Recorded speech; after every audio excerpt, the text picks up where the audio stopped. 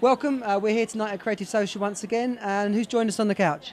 My name's George Prest. I'm Executive Creative Director of RGA in London. Thanks for joining us here, George. The theme tonight at Creative Social is around planning, and I thought I'd ask you a few questions about how that impacts your role at RGA. So, do you think planning is an exciting enough area to work in? Yes and no. Actually, I don't think planning really has a... Planning, as traditionally laid out, doesn't really have a function in an agency like ours anymore. I think planning suggests something that is done before the event, in advance of a brief being handed to creative team, and then, if you're lucky, some technologists getting involved as well.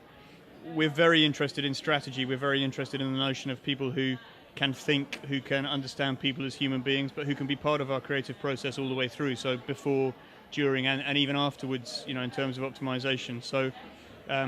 Planning, I'm not interested in. Strategy, I'm extremely passionate about.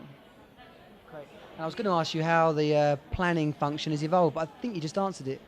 Well, I think it's interesting. I mean, the planning function has evolved into a strategy function, and the strategy function is a many-headed thing. You have people who get data, you have people who get brands, you have people who get people, you have people who get UX. Strategy is a very, very broad thing, and it's absolutely hand in hand with analytics these days as well. So I think we have 6 or 7 strategists at work, all of whom specialize in a slightly different sort of neck of the woods.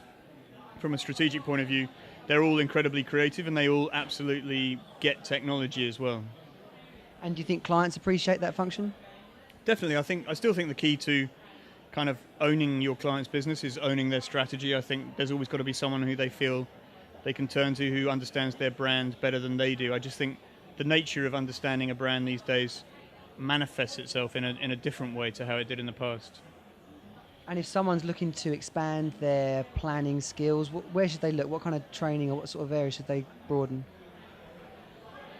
It's, I don't know the answer to that question. What I do know is that there's a bunch of young kids coming out of some really interesting colleges, both here and in Sweden and America, who seem to understand technology and how it fits into people's lives, and kind of how brands can manipulate technology in order to play a role in people's lives as well.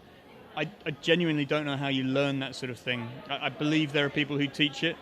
I think you've got to love technology, you've got to love digital, you've got to love people, and you've got to have that type of brain that analyzes things and boils things down to incredibly simple missions and behaviors that people can understand. So planners are nosy and inquisitive. Yeah, I actually still really hate the word planner, but strategists are nosy and inquisitive, and they're just bright, sparky young people. A lot of strategists we have end up doing other things, or they come from other disciplines. I think it's something that you might start off as a creative or a UX kind of person and realize that it's the deeper thinking about people that you really like, and you might shift over to strategy. Or you might be a client services person, you might even be a producer, but you kind of get into it through the work that you do, and we have plenty of people who end up in strategy that way. That's great, George. Well, I really appreciate you sharing your time with us this evening. Enjoy your talk. Thank you. And thanks again, George. Pleasure.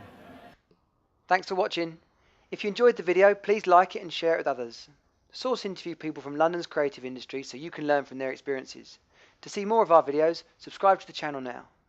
And if there's someone you'd like to see interviewed, even yourself, then tweet us, put it in the comments, or get in touch via email. Thanks again.